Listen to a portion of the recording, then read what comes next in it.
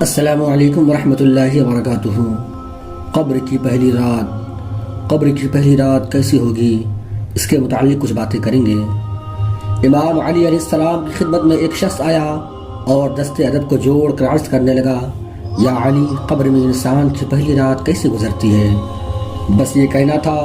تو امام علی علیہ السلام نے فرمایا، میں نے اللہ کے رسول صلی اللہ علیہ وسلم سے سنا کہ انسان کی سب سے مشکل رات قبر کی پہلی رات ہوتی ہے، جب دوسرے انسان، اس کے عزیز و اقارب، رشتہ دار، دوست مرے ہوئے انسان کو دفنا کے چھوڑ کے چلے جاتے ہیں تو وہ انسان روتا رہتا ہے۔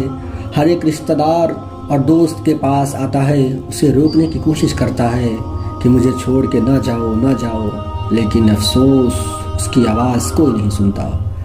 کبھی وہ ساتھ والی قبر میں دیکھتا ہے تو کسی لاش کا پیٹ پھٹا ہوتا ہے،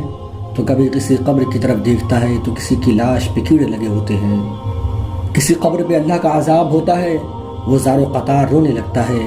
اپنے آپ کو تنہا محسوس کرتا ہے۔ اللہ گواہ ہے، انسان زندگی میں اپنے آپ کو اتنا اکیلا کبھی محسوس نہیں کرتا جتنا وہ قبر کی پہلی رات اپنے آپ کو کرتا ہے۔ اس وقت اس کو ایسا لگتا ہے جیسے سورج ابھی ڈوبا ہے، اس کو اپنی قبر میں ہر طرف سرخ رنگ دکھائی دیتا ہے۔ اتنی ہی دیر میں وہ دیکھے کہ اس کی دائیں طرف سے دھواں اٹھتا ہے اور دو فرشتے اپنے بالوں سے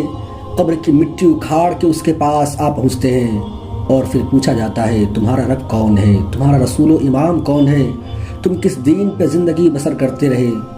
اگر مرا ہوا انسان سچے دل سے اپنی زندگی میں اللہ کو تسلیم کرتا تھا، اللہ کے دین پر چلتا تھا، تو بے ساختہ وہ حق کہنے لگتا ہے، اور پھر فرشتے اس کے لیے اللہ کے حکم سے کہتے ہیں، انتظار کر، جلد تمہارے اعمال تمہارے پروردگار عالم کے پاس پیش کیے جائیں گے، اس دن جس دن کا تمہیں بتایا گیا تھا۔ لیکن اگر اس انسان کی اعمال بد ہوتے ہیں اور وہ اللہ اور اللہ کے دین پر ایمان نہیں رکھتا تھا، تو وہ اس وقت گھبرانے لگتا ہے، اور فرشتے غضبناک ہو کر کہتے ہیں کہ افسوس ہے کہ تمہاری زندگی میں تمہیں بار بار بتایا گیا تھا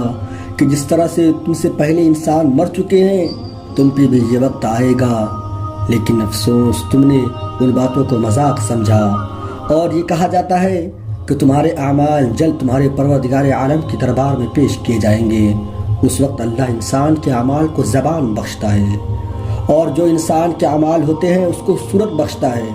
اگر انسان کے اعمال نیک ہوتے ہیں تو وہ نیک اعمال ایک خوبصورت شکل میں انسان کی رہنمائی کرتے ہیں، اگر انسان کے اعمال بد ہوتے ہیں تو ایک بدصورت شکل میں اس انسان پہ لعنت بھیجتے ہیں۔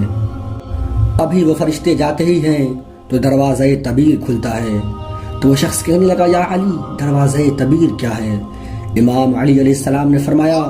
دروازہ تبیر عالم ملکوت اور عالم برزخ کے بیچ میں ہے۔ جیسے ہی دروازہ تبیر کھلتا ہے تو اس سے عذاب کے فرشتے آتے ہیں، مرے ہوئے انسان کے پیروں کی طرف، ہاتھوں کی طرف، آنکھوں کی طرف، جسم کی طرف۔ اگر انسان کے اعمال نیک ہوتے ہیں تو وہ نیک اعمال بولتے ہیں کہ اے فرشتوں، اس قدموں کو نہ چھونا، کیونکہ یہی قدم ہوتے تھے جو اللہ کے لیے چلتے تھے، اللہ کے مخلوق کی بھلائی کرنے کے لیے چلتے تھے، نماز کے لیے جاتے تھے، حج کے لیے جاتے تھے۔ فرشتے جب ہاتھوں کی طرف بڑھنے لگتے ہیں تو اعمال بولتے ہیں، اے فرشتوں، ہاتھوں کی طرف نہ بڑھنا، یہی ہاتھ ہوتے تھے جس سے وہ اللہ کی مخلوق کی مدد کرتا تھا، اللہ کے لیے زکوٰۃ و صدقات دیا کرتا تھا۔ جب آنکھوں کی طرف بڑھتے ہیں تو اعمال کہتے ہیں کہ انہی آنکھوں سے اس نے اللہ کے قرآن کو دیکھا، اللہ کے نام کو دیکھا، اور اسی زبان سے اس نے اللہ کا ذکر کیا، اور اسی جسم کو وہ ہمیشہ گناہوں سے روکتا رہا۔ اے فرشتوں، تم اس پہ عذاب ڈالو گے؟ تو وہ فرشتے آسمان کی طرف دیکھتے ہیں اور کہتے ہیں، اللہ، کیا حکم ہے اس کے لیے؟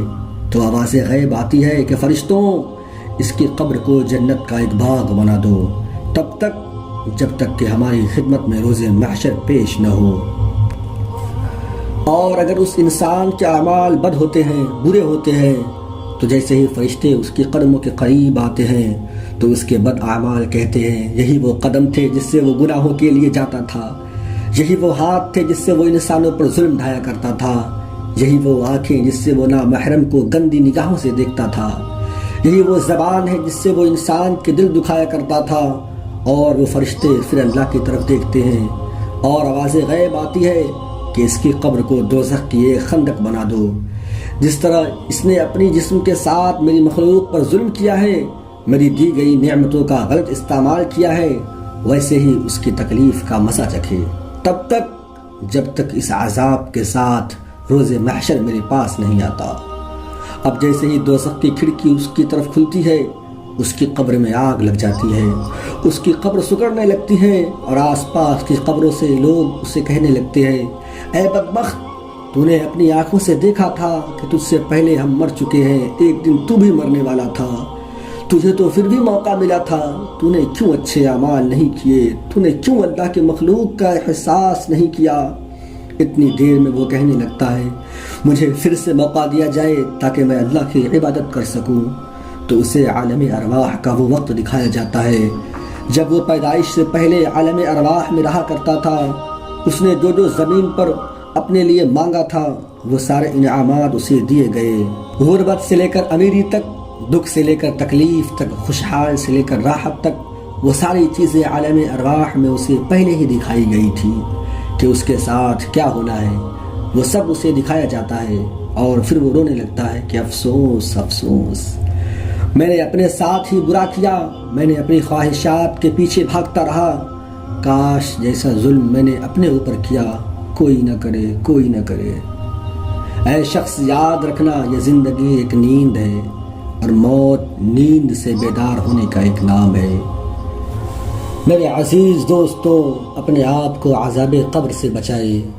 نیک اعمال کرنے کی عادت لگائیں، برے اعمال سے بچنے کی کوشش کریں۔ اللہ ہم سب کو عذاب قبر سے محفوظ فرمائے، اور اللہ ہمیں نیک اعمال کرنے کی توفیق عطا فرمائے، اور ہر برے اعمال سے بچنے کی توفیق عطا فرمائے، اور ہم تمام مسلمانوں کا خاتمہ ایمان پر نصیب